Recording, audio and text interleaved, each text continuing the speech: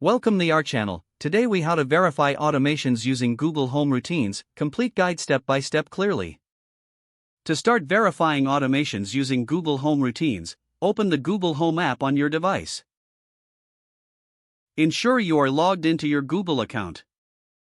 Tap on the routines icon located at the bottom of the screen. Select the routine you wish to verify from the list presented. Review the actions associated with the routine. Check if the triggers set for the routine are correct. Test the routine by manually activating it from the app. Observe if all actions are executed as expected. If something doesn't work, go back and examine the specific action. Make adjustments to the device settings if necessary. Verify that connected devices are online and functioning properly.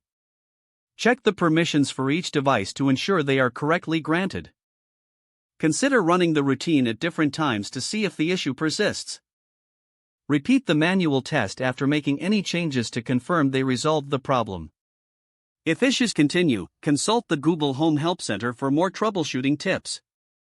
Document any changes or steps taken for future reference. Once everything is functioning smoothly, your automation is successfully verified. If the page does not load, refresh the browser or try again in a private or incognito window. Make sure you are using the correct email address, then retype it carefully to avoid small typos. If your password is not accepted, use the reset option and create a new strong password you can remember.